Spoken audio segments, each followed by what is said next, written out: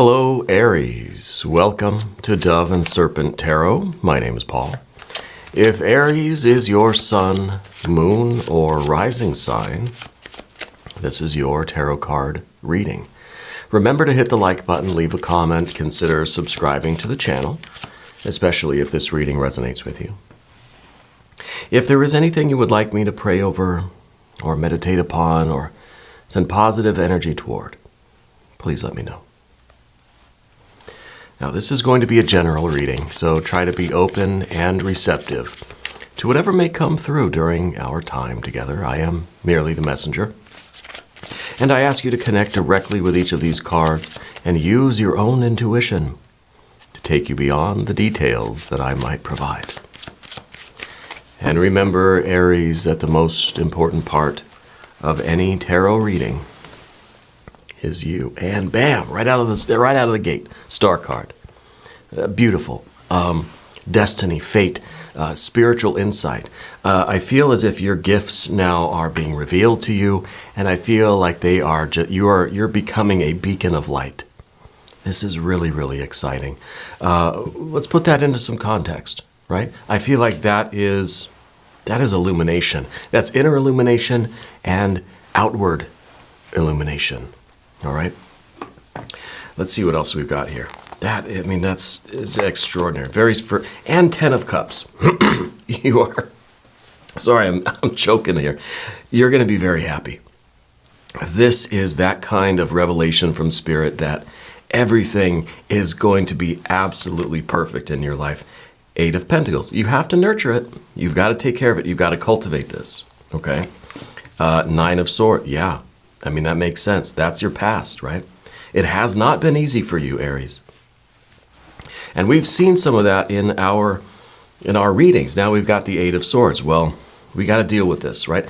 We got 8 and 8. We've got to cultivate this. We've got to believe that if we put the effort into it, we can sustain this level of spiritual activation and happiness and insight and all of this. But you've got to believe it. The 8 of Swords says maybe we're not really accepting that this is possible. Maybe we're so used to a 9 that something like this, we're just like, okay, I'm not going to count my chickens, right, until they hatch. More of this, gosh, Aries, why'd you got to go and do that? Because see, now all this excitement that we have is being kind of counteracted by some of this overthinking. Some of this kind of, it's a self-defeating energy here with this 5 of Swords. Dang it. We got to get through this, okay? This is a lot of negative self-talk. This is pessimism. This is kind of a defeatist attitude. This is kind of us saying, oh, darn it, I've lost, before the game has even begun.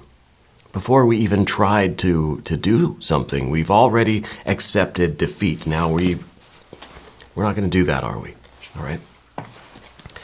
We're not going to do that. We've got the Moon card. Got the Empress. We got the Hermit.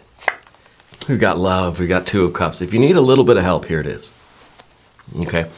And all these cards here are going to counteract these 3 Swords cards. These are difficult cards, I'll admit.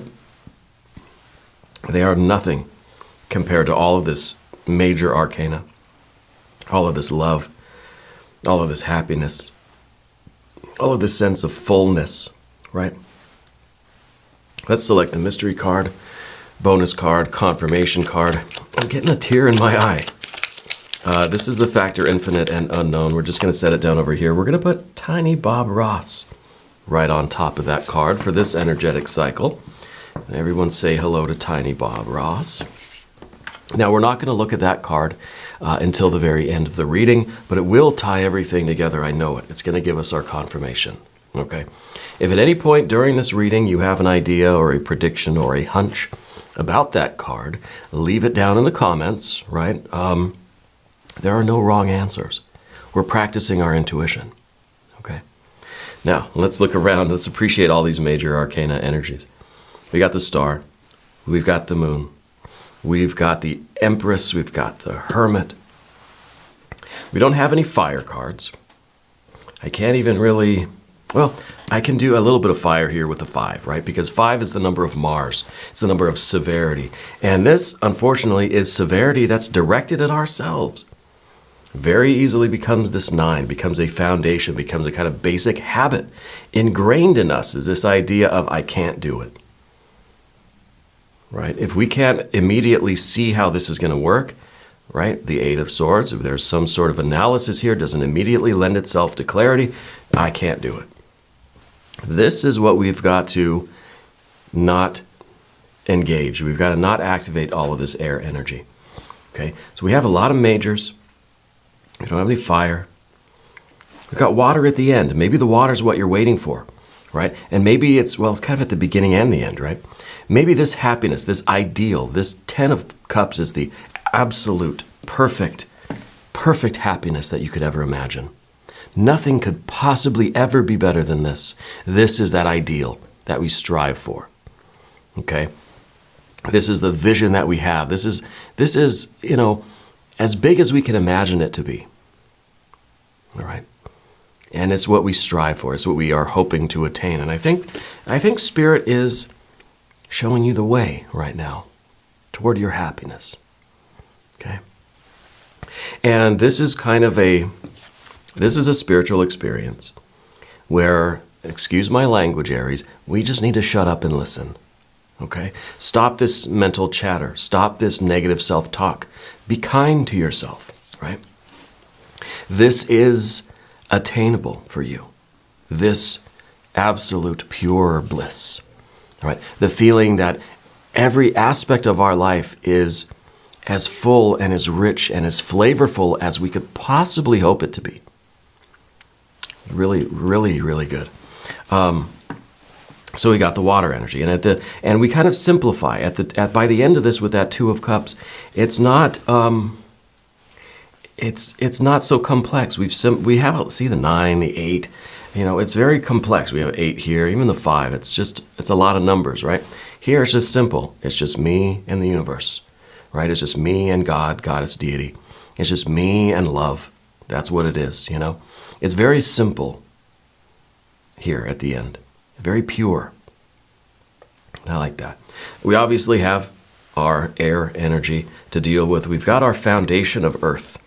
And this is kind of a card that says, yes, you like to be cautious. You like to be slow. You like to nurture things, and you like to see how they develop. So why are we immediately rushing to these very negative Swords cards? Let's let this thing go. If somebody promises you something, or says, hey, if you do these things, you could have something at the end, right? Do we just immediately discount that and say, oh, you're full of baloney, right? Or worse. Or do we say, okay, well, let me see how it goes. Are we quick to make judgments? Are we quick to say, nah, I can't do it. I've already lost, right? We're being very severe with ourselves and saying, this isn't going to work. I'm not capable of this. This isn't happening. This isn't my fate. It's not meant for me, whatever it is, right? I don't believe that this could possibly be true because of everything that I've ever been through in my life has told me that this ain't for me, right? That's pretty harsh with ourselves there. This is the card that says, let's not rush to judgment. Let's nurture something. Let's put effort into it. Let's see how it grows. Okay. Very interesting. A lot of major arcana energies here. Really, really a lot. Now, the star card. Talk about the star. You are very receptive to the spiritual light. Spirit is going to illuminate things within you that you don't like. We don't want, let me hit the button. We don't want the Hermit card. This is the position of what we don't want. It's what we need. This is the obstacle. Spirit is illuminating you within. That's what the Hermit represents. The inner illumination. That's phase 1 of the star card, right? Allowing ourselves, allowing Spirit, allowing that divine light to illuminate, to show us what is going on inside of us. I think what that is a lot of this negative self-talk, a lot of this pessimism, a lot of this self-defeating air energy that is then kind of applied to this kind of practical aspect. It's like we're saying, yeah, I'm going to see how it goes. I'm going to try. I'm going to go slow. I'm going to be cautious. I'm not going to judge anything. Oh, it didn't work. You know, it's a way for us to tell ourselves, see, I told you so. I told you it wasn't going to work. There's part of you that wants to try, right, and cultivate something and nurture something. But it's almost like we're looking for the red flags. We're looking for a reason to say, see, I told you. I told you were wrong. You know, and that's part of that Five of Swords. That's directed within us. That's directed towards us. And the first phase of the Star card is illuminating what's going on inside. Okay? The second phase of the Star card is now that we've seen what's going on inside of us, and we can continually work for the rest of our lives to clear that stuff away, to deal with those tangles and those knots. Then the light can shine out from us. Then the hermit is ready to take off the cloak, you know, and reveal all of that light. And let that light shine onto the world. You're going to be, as they say, beaming with happiness, right? Beaming with creativity, right? Beaming with that spiritual light. And not only is it going to shine on everything around you, but it's going to illuminate the path before you. It's going to give you this kind of instinctual knowledge of where to go with your life. But we have to let Spirit do that work. We have to let Spirit work in us, okay? And part of that work, I think, is to understand what the Nine of Swords was in the past. We don't have to talk about it very much, but to understand how we came to have this habit of this cruelty to ourselves. This habit of being very severe with very judgmental against ourselves. Okay? Counteracts some of this swords energy. Let's do a language of flowers. These are affirmation cards. And anytime I see a Five of Swords, I like to turn it around. The tiger lily, security. Choose the safe harbor for now. Okay? And the safe harbor sometimes feels like going slow, being prudent, right? Erring on the side of caution. All right? And let's play this safe. And you know, if we turn that around, though, and we think of that with Spirit, if Spirit is showing you something and promising you something and says, hey, you know, you could have all of this happiness and love and joy and fulfillment and satisfaction and peace in your life, I'm going to go ahead and say, all right, I'm gonna err on the side of caution here, and I'm going to believe it. I'm going to choose to, you know, to work in that direction.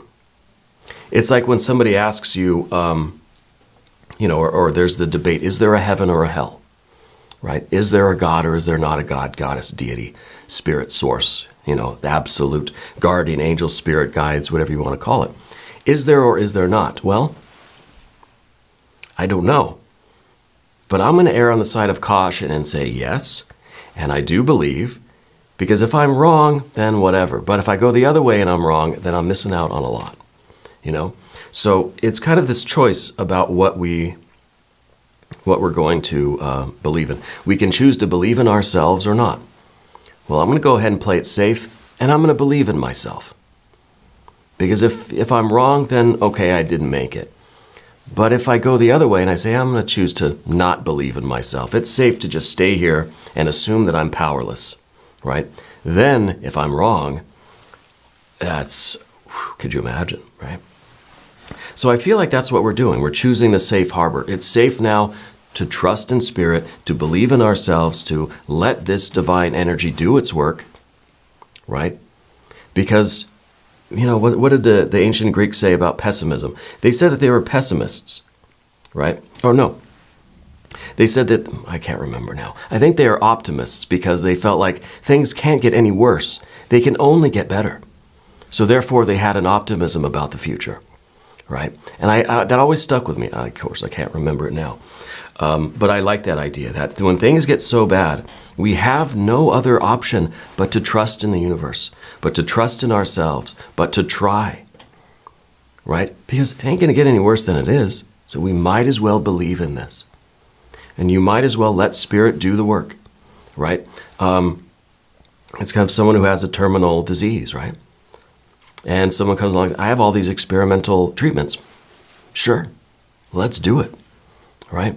I'm not going to get any worse. You can't give me a worse prognosis, you know? So let's try this. Let's have some hope. Let's have some trust. Let's have some faith. Okay, let's turn this Five of Swords upside down. Now it's positive affirmations, positive self-talk, right? We're letting Spirit take the wheel. We're putting Spirit back on top here, and I like that. And I think Spirit is working through you and showing you the path toward your true happiness. But the first step is to let Spirit show us what we've been kind of doing. We've been overthinking, right? We've been overanalyzing. We've been focused on all the little details that maybe we haven't really been taking enough action. There's no fire energy here, remember. Right? No fire energy, which means we've been thinking about paying attention to the details. We've been thinking about all the little things, all the little details, but we haven't been performing them. We haven't been doing these little details, right? We've been making a list of 1,000,000 different things we got to do. We haven't even started with the first one yet. We just keep adding to the list. We're getting caught up in those details, and it's self-sabotaging. It's tying us up in a knot that we don't need to be in. All right. Let's look at these major arcana over here. This is promise. We have to believe in this. Okay. We've got major arcana all the way up here. We have the Moon card. This is kind of what we feel now. Maybe we feel like we're in the dark night. Maybe not the movie. We feel like we are in a dark night of the soul. We feel like we're kind of in just a bad place, a dark place. Okay? It feels like a bit of a nightmare land here. It feels like we're between the devil and a deep blue sea. We're always between a rock and a hard place here with that card. Sometimes I feel like there's no way out. Or sometimes it feels like at least we can't see the light. We can't see the way out. But what we forget about this card is that, look, there's a sun right underneath. That illumination is coming. Now we have to allow Spirit to do this work within us, to illumine what's going on within us, so that we can then illumine the path before us. So that spiritual energy can flow through us, a clear channel. And then we can see the light. And this is no longer dark and scary. Right now we see that, oh, these monsters are just, mops that are turned upside, that are standing up on end or something like that, It's not a spaghetti monster. It's just, whatever. And it gives us hope. It allows us to see a little bit of, okay, for one, the place I'm in now is not as scary as I thought it was. And two, I can see the exit sign above the door and I know how to get there. The aisles are lit up like at a movie theater, Now I know where to go. Now I can do it. And there's a little bit of easiness to it, And we get in now to this Empress energy. The Empress is very much related to the Eight of Pentacles. These two positions in the Dove and Serpent spread are very intimately related. This is what is within you. All of these details, all of this kind of caution and prudence, and coupled with the Eight of Swords, of course, this is inaction. This is, too much planning and not enough actually doing. And here in the environment is this idea of comfort, success, pleasure, right? A very nurturing energy. These two together say that, if you start taking action, Spirit is going to respond, doubly, right? Whatever you put into this, you're going to get back twice as much. That's a good investment. That's a very good return on your investment, right? And the Empress energy is a card of comfort. This is kind of the universe offering you a warm hug. You've got to make the first move. You've got to initiate the kind of approaching the universe, and then the universe is going to give you that hug. Okay? Now, this doesn't mean that your journey is over, though. This isn't just like you get this warm hug, and then we stay in that safety and security for the rest of our lives. No, this is kind of a sign, this is a gesture that is meant to encourage you. Okay, this is the some things going right in your life. This is getting a glimpse of that happiness, getting a glimpse of what that experience of love, that Two of Cups, really could be. Your ultimate fulfillment and happiness is that simple relationship between you and the universe, which is a macrocosm. We are a microcosm, so it's a simple union, but with ourselves. Right? We look at the Two of Cups and we think, well, this is us kind of having this loving bond with someone, outside of us. And it is. It can mean that. It very often does. But this is also the relationship we have with ourselves. See, these cups are, they're identical, right? It's a mirror image. It is a fundamental union between my consciousness and everything else. Me and not me. Well, there's no real difference, right? Ultimately, philosophically, metaphysically, whatever. But for all intents and purposes, there's a difference between what I consider to be I and not I. And this is the card of that kind of union, and it all comes down to that fundamental relationship. Really, this card's about self-love. And similar to that star energy, we have to love ourselves before we can then extend that, allow that to come out from us, and love anything else. So this card is about radical self-love. Being kind to ourselves, loving ourselves, and clearing out anything that's in our air energy, clearing out all these swords that are preventing us from really seeing our true selves and loving our true selves. And Spirit and the universe is giving you a gesture here. Okay? But we've got to do that difficult work. This is the position of what is difficult for you right now, and that is allowing Spirit to illuminate what's going on inside of you. Let's do a Metatron Oracle card.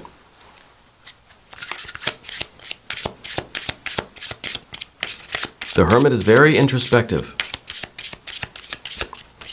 Very introspective. Finding that inner light, right? Allowing that inner light to shine and show us what the heck is there, what is going on there. What are your thoughts and feelings? What are your desires? What are the things that you've been doing? How have you been treating yourself? Clarity, go within. Very much a Hermit card. Right? Very much a Hermit card. Go within. Clarity. Finding that inner light, allowing this inner light to shine, allowing it to clear away any kind of blockages or misperceptions, any kind of obstacle to our own health and happiness, our own well-being, our own prosperity. Right? Very, very poignant card. I also want to do an angel number card. I think the universe is giving you gestures, signs, symbols, synchronicities, a loving embrace from the universe, right, to encourage you. And then kind of turning you around and saying, okay, go back out there, go back in there and do your work, you know? Okay, maybe this is the one here. 5, 5, 5, 5, clarity. Another clarity. Can you believe it?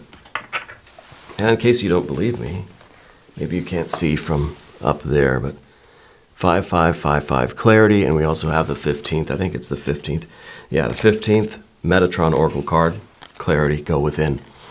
5, 5, 5, 5, clarity, great transformation, major changes, opportunity, fast pace, forward, process. You aren't a victim of circumstance. Rather, you are the beneficiary of it. If that weren't the case, life would be pretty dull. You will set yourself up for success in the long run if you are willing to adapt to this shift. Everything is working out for the best. At long last, you are accomplishing what you set out to do. Everything will work out perfectly in the end. And we're seeing that. It's kind of like we're getting a vision of the end now. We're getting a vision. This is, the ideal of happiness. We're getting that vision of what that could be. And that, I think, is motivating us to keep going until we get to this, the practical side of things, the more simple side of things, which is this self-love, self-care. It all begins at home. It all starts within. And we have all of these cards of going within, clarity. The star, first phase of the star energy is illuminating what's within. I love it. Let's take a look at the mystery card. What is this going to be, Tiny Bob Ross? Well, it's either going to be the Hermit, it's going to be the Star, it's going to be another card of clarity, maybe the Ace of Swords. If you have a prediction, put it in the comments. Let's see. The Chariot. The Chariot's good. The Chariot is kind of now how we're operating after that clarity. You know, this is kind of the what comes next. And this is really an obedience. This is a love and a devotion for something or someone, the universe, the star, you, yourself, right? This is such a devotion to something that we're enduring everything this road is offering us, right? Everything that happens on this highway is okay because we're devoted to the path itself. We know there's going to be ups and downs, right? And just like this, the 5-5-5-5 card, you're a beneficiary of circumstances, right? Everything is working out for the best. Life would be pretty dull if everything wasn't part of the path, right? We think of that smooth highway and that kind of highway hypnosis, right? Where everything's too straight, right? Everything is too kind of it's too smooth, that it's not that we're not feeling anything, right? That there's no motion, there's no movement. We only know we're moving when we feel the bumps in the road or when there's some sort of acceleration or deceleration. Other than that, we don't really know we're moving, right? You know, the earth is moving right now. I can't really feel it. If the earth were to suddenly speed up or slow down, even just a fraction of a I don't know, mile per hour, whatever, the smallest little increment, I would feel it, you would feel it, we would all feel it, right? So it's the change that we feel. We like change in a way, right? Change is what lets us know that things are happening, that things are moving. Whether it's speeding up, slowing down, changing course, dodging obstacles, climbing over obstacles, any kind of change. And that's the fundamental force of the universe is change, right? And this is us realizing that, fortified for change, ready for change, and so devoted to our path that we're enduring what we're enduring. And some of it's been rough, and I know that. You're going to be very, very happy. Now, we're going to do an extended reading, too. If you want to stick around, there's a link up top. There's one down below. New readings for Aries every Monday and Friday. 6 a.m. Chicago time. If you haven't subscribed yet, please do. It's totally free. Doesn't cost anything. Leave a comment. Let me know where in the world you're watching from. All right. I want you to know that you're the most important part of Dove and Serpent Tarot. I thank you, and I love you. And we're all in this together.